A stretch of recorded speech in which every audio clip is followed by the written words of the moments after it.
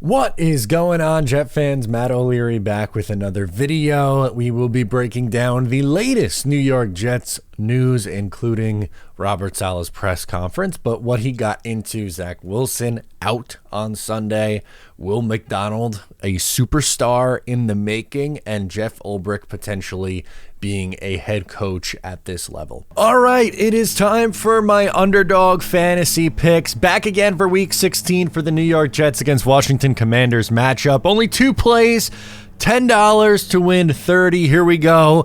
Use my link to sign up on the screen down below in the description or the pinned comment. Sam Howell lower than 212.5 passing yards. I think the New York Jets defense is going to have a good day. They always tend to play well against opposing quarterbacks, get after the quarterback. Howell is someone who takes a lot of sacks, so I don't really see him having a huge productive day. I think it's a low-scoring day. And as for Breece Hall, over or higher than 27.5 receiving yards. I know he didn't have a great game this past week against Miami, but I think he will be back to being utilized in the receiving game and should be able to get this with a couple of catches. So 10 to win 30. Sign up using my link down below in the description and get in on the fun over at Underdog Fantasy. All right, so let's jump right into it with the news, injury news. Zach Wilson out, JFM, no practice, still a chance to play. All right, real quick injuries. So Zach, he will not clear the protocol, so he'll be out. Obviously, Aaron will be out.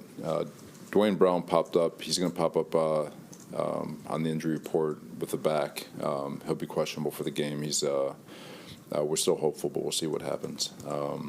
That happened yesterday. And then JFM will not practice today. What do you feel about JFM? I still feel good about JFM. He usually goes through some stuff like this, but he always finds his way to game day. So I'm still very encouraged on him.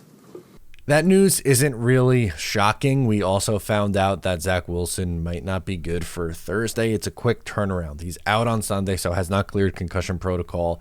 And to make it back, 4 days later, it's probably not a realistic ask. So Trevor Siemian is the starting quarterback. We talked about that yesterday as Nathaniel Hackett had his weekly press conference, spoke with the media, and he spent the entire time talking about getting Trevor Siemian up to speed, meaning that's the guy who's going to be starting. Now, don't worry. Aaron Rodgers is not an emergency quarterback. He will not be in uniform. He won't be dressed. He'll be on the sideline, all zipped up, in his little sweatshirt, and I'm sure same thing with Zach Wilson. It will be Trevor Siemian and Brett Rippon. Oh, baby. Things you love to see on Christmas Eve, no less. As I said, Zach Wilson out on Sunday, probably won't be back on Thursday Night Football, so you'd have to imagine back-to-back Trevor Siemian starts. Trevor Siemian versus Joe Flacco on Thursday Night Football. JFM, as I mentioned, is another one. No practice, still a chance to play.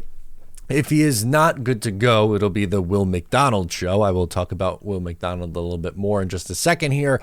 But one last injury piece of housekeeping, as Nick Bawden is back on the practice squad and will likely be elevated to the active roster on Sunday. Once again, we can point and laugh at the hysteria that was created over the absolute nothing burger of Nick Bawden getting cut. And I'm saying cut in air quotes there, cut, because guess what? Everyone knew he was going to be back on the practice squad and elevated. Yes, someone else is going to be moved to the practice squad.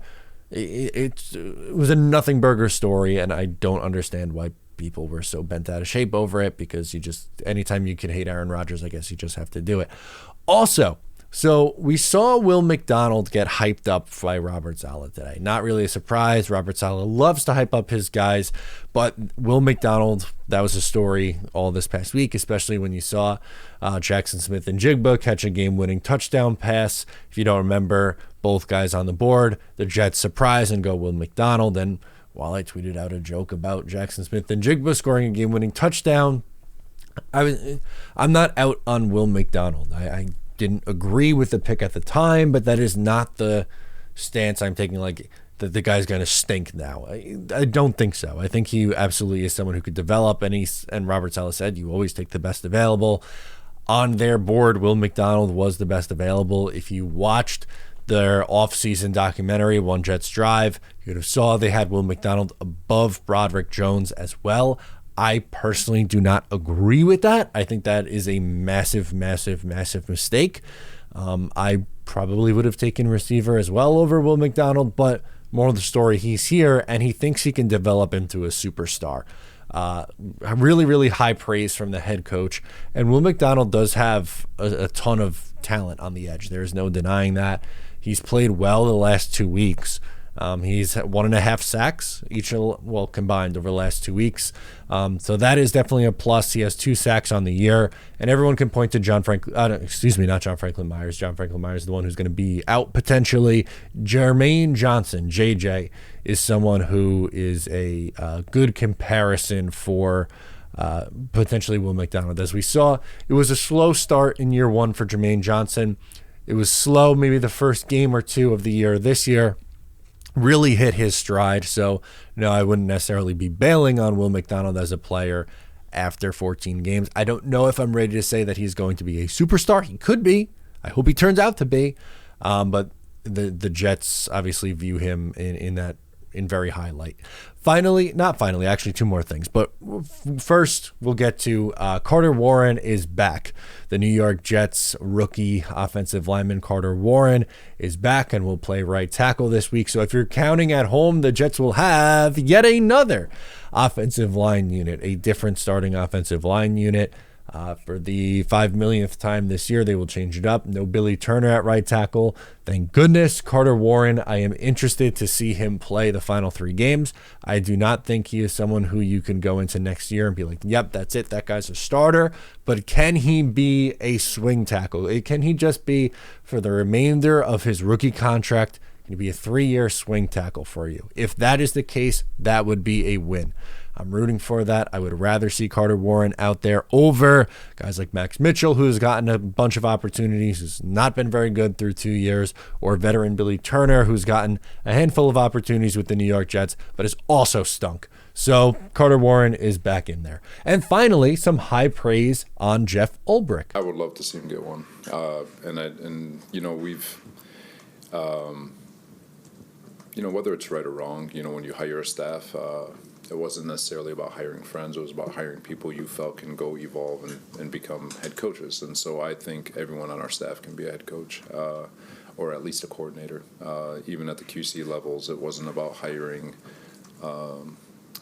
computer guys or guys to fill a certain role. It was the idea that they can evolve, get better, become position coaches, become coordinators, and possibly more. But so with Ulbrich, he was hired with the full thought that he could definitely be a head coach if given the opportunity to run with it. And he's hit a home run, in my opinion.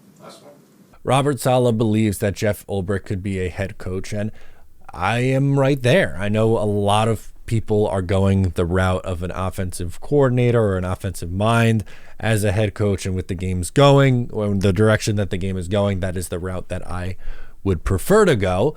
But that's not to say that Jeff Ulbrich hasn't done a fantastic job as a coordinator and isn't qualified to get that chance. We have seen guys, poach defensive coaches before. The Jets did it with Robert Saleh. D'Amico Ryans is another good example of it. Defensive coaches get hired all the time. So is there a chance he does this offseason? Yes. Would it stink to lose him? Also, yes. Thankfully, on the defensive side of the ball, the Jets have a bunch of positional coaches who I think are ready to take that next step. For me, Tony Oden is that guy. He is the cornerback coach right now, currently for the New York Jets. I think he has gotten a ton out of that unit, developing Sauce Gardner, developing Michael Carter II. DJ Reed comes in and has continued to be just as good as what he was in Seattle. But you also, in addition to those guys, think of what they were able to get out of that unit with, Brandon Echols and, the guys who, unfortunately had to start against the Philadelphia Eagles. These no-name guys come in and make really big plays and help win you a game against one of the best teams in the NFL in the Philadelphia Eagles. So I think that's the direction. If Jeff Ulbrich leaves, it would be a big loss for the staff. He's done a really, really nice job. But I think you have someone in-house who you could just promote from within. So that's my thoughts on the latest Jet news. Let me know your thoughts down below in the comments. Thank you so much for tuning into today's video. Once again, I'm Matt O'Leary, and I will catch you next time.